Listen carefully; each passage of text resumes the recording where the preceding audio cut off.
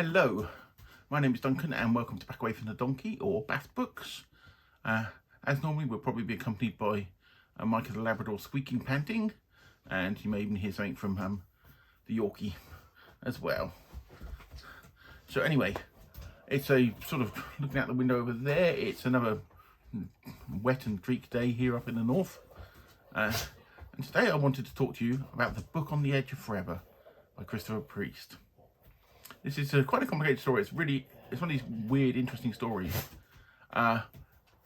If you remember, well, you may not remember, Harlan Ellison's famous Dangerous Visions were published in 1968.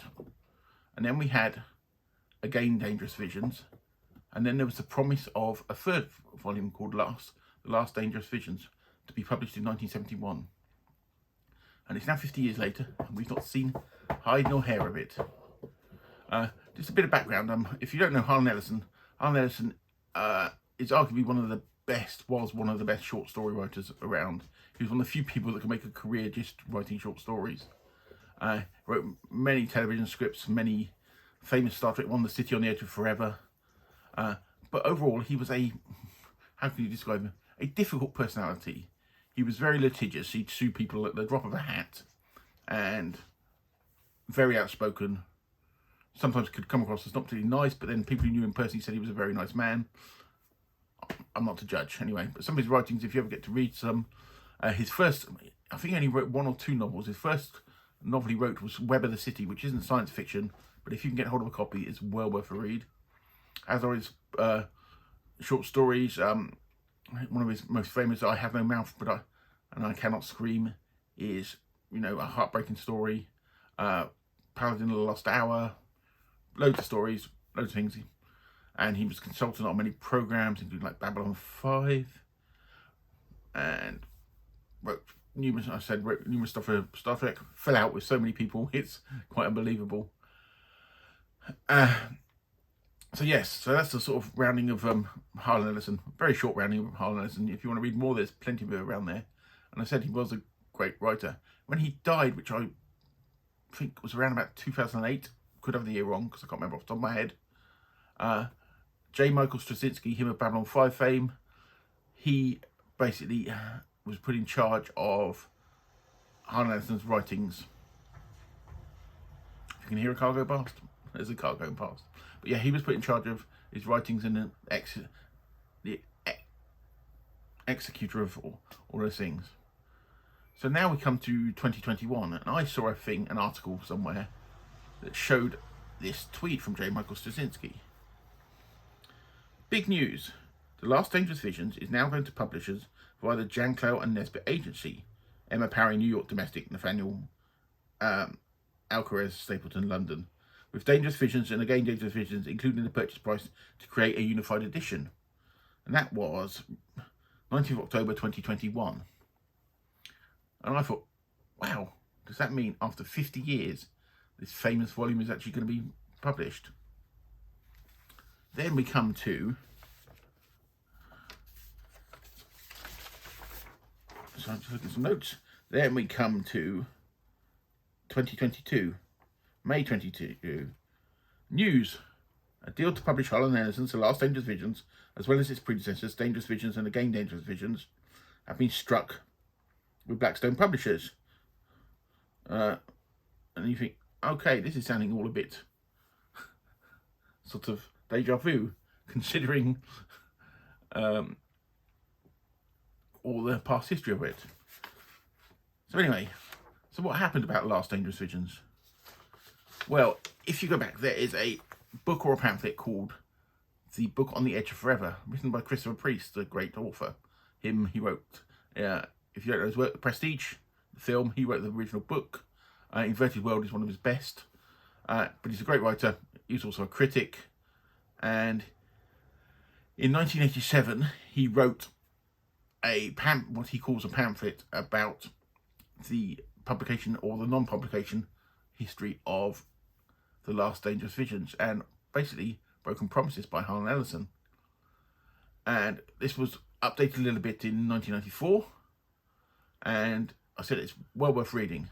And basically what it does is it tells you the history and the promises about this book being released and published, and about not the lies, about what we call bullying tactics to authors and authors' works being hung up because basically Harlan Ellison had control of those works to go into this book. And it's just a fascinating story about all these works. I've got a bit here where I'm going to read from a prequel to the 1994 edition of The Book on the Edge Forever, which you will find interesting. Well, I think you'll find interesting. And let me just grab it.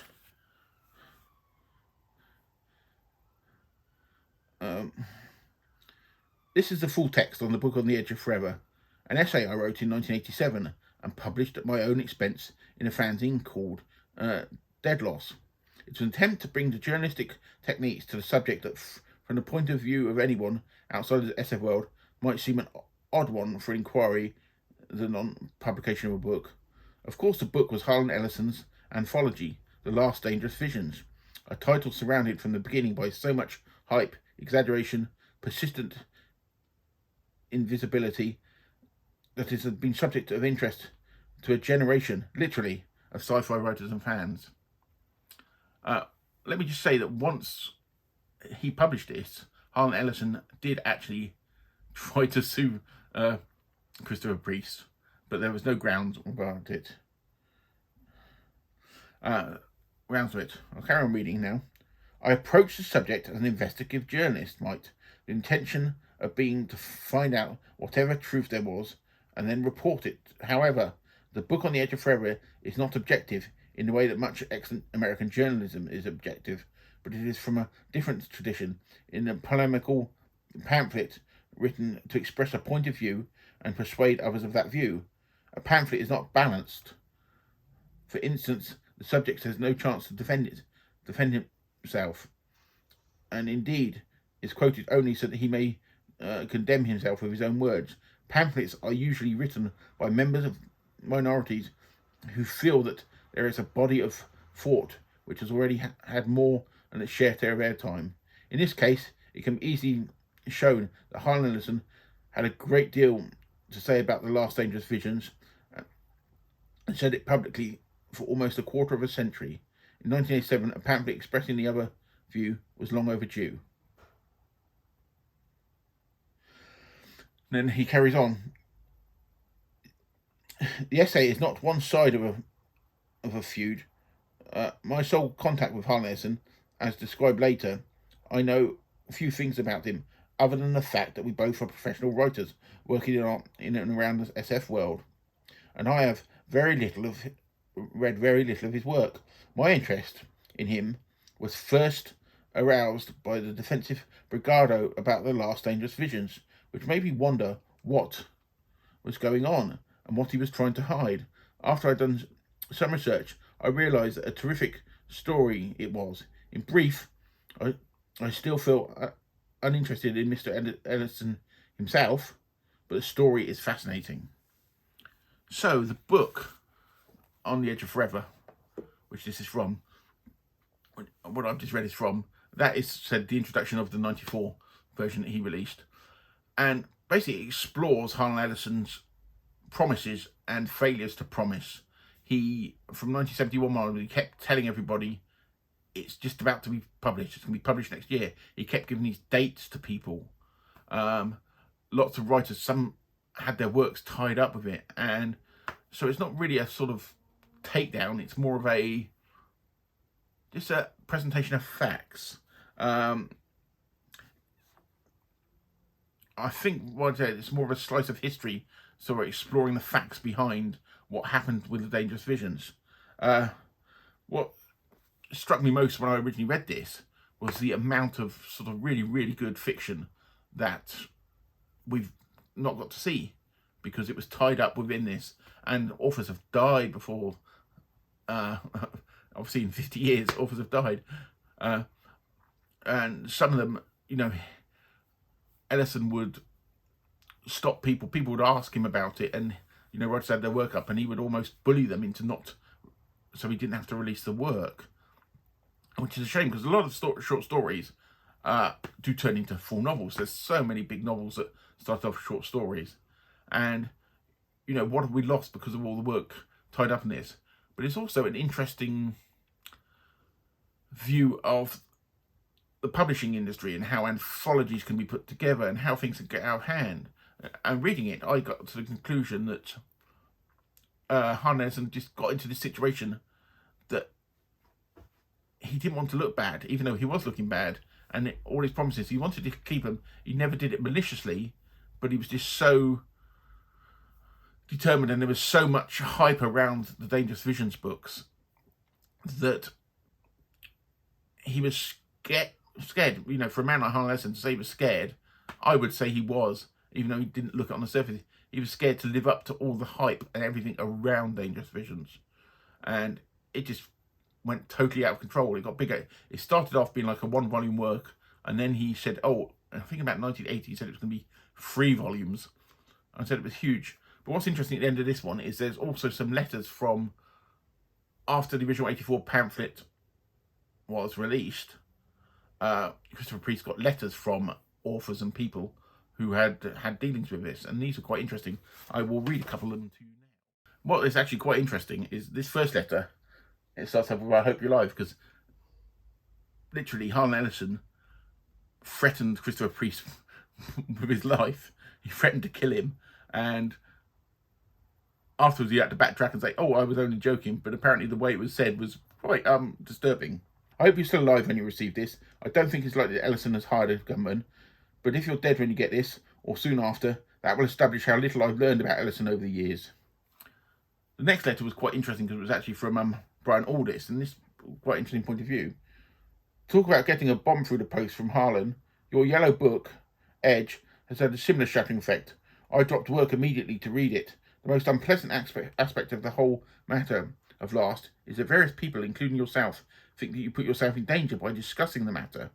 I'm very divided about Harlan. He can be magnificently generous and caring, and he can be tremendously amusing. But on the other hand, he is trailed by a sinister shadow, which every so often overwhelms him. What was prankish becomes threatening. To my mind, the seat of destruction of Last can be seen only by hindsight in the first anthology, Dangerous Visions, where the stories are swamped by all the florid editorializing surrounding them. The habit of talking everything up, brings disaster in its wake. Really, the whole business of Last is tragic, and I mean not least for Harlan. Last has been talked up to the point where it's impossible to let go of it without losing face. Edge is argued with the utmost Swiftian restraint, and I admired it." And then the summing up of this is quite interesting. At the back of it, Christopher Priest has written a nice sum up of what he said. "The letters included here reveal something that cannot be emphasized forcefully enough. No one who has read The Book on the Edge of Forever, not a single person in the fanish world or in the professional world, has stepped forward to defend Mr. Ellison. True, a few correspondents did attack me. They said I was settling a personal score, or breaking ranks with a fellow professional, or deliberately misinterpreting Mr. Ellison's mercurial personality. But the funny thing was that they attacked me while making snide comments about him out of the corners of their mouths. I would publish these letters if I could, but in every case, the writer begged me not to, even anonymously. And as far as I can tell, and I believe I did a reasonable job of seeking response from Mr. Ellison's friends, he has no defenders. Everyone is sick to death of this non-existent book, and all that surrounds it. Mr. Ellison has no supporters. His constituency is nil. The response taught me something I did not know at the same time. I appear to have informed others things that they did not know. What I learned is that recently, as 1984, Mr. Ellison was still acquiring stories for Last. There are reports I can verify that he's been buying stories since then.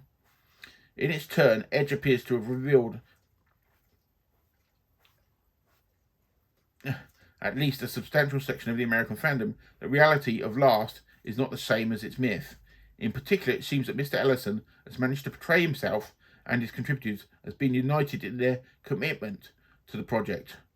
Arms forever locked, heads down against the foe. For instance, until Edge pointed out the opposite, it was widely believed that no writer had ever withdrawn a story. Perhaps those people in the American fandom who, by acquiescence, have given Mr. Ellison tacit support will now be less gullible. Until I started writing this essay, I did not actually think very often about Mr. Ellison and his anthology. After all, Mr. Ellison is just one writer whose work I never read among so many others whose work I do, and last is this one book that doesn't exist among many others that do. Writing that essay made me remember what I used to think about Mr. Ellison and his anthology. Before I became inadvertently involved in those days, most of which I knew about him was all ridiculously literary macho stuff found in front of his books.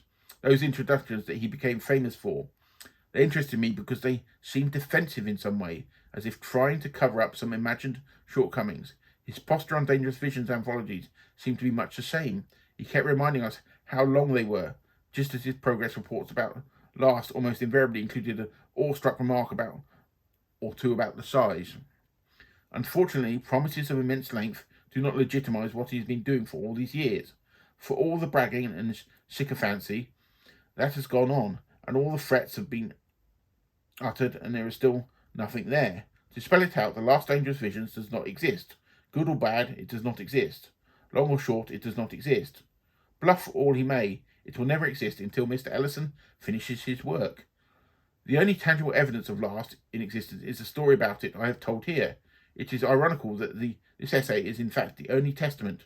Already more people in the world have read these words than have read the manuscripts that make up the anthology, even when you count all the people thrown out to Los Angeles to do so. And this story, fascinating though it is for many people, is nonetheless a degrading one. It is a saga of bragging and sycophancy and threats. Any morals to be drawn from all of this? Two, perhaps. That short of it is worthwhile as long. And just as there is virtue in completing what has begun, so there is a courage in knowing when to abandon which cannot be finished. So that was the last words that he wrote, what Christopher Priest wrote. And I said it's all a really fascinating story. And I'll be interested to see if J. Michael Straczynski does actually manage to finally publish The Last Dangerous Visions. It will not be the book that Harlan Ellison wanted, because a load of stories were withdrawn. And you need to make it also relevant, because the whole point of Dangerous Visions is it's meant to be pushing the boundaries. And what were the boundaries in 1971 and not the boundaries now? So, can it really include some of the original stories? But yeah, it's a fascinating read. If you ever get a chance to read it, finding a copy of it is not easy. There are some hard copies of it flying around, but they go for silly money. There's a few e-copies. I got an ebook version of it.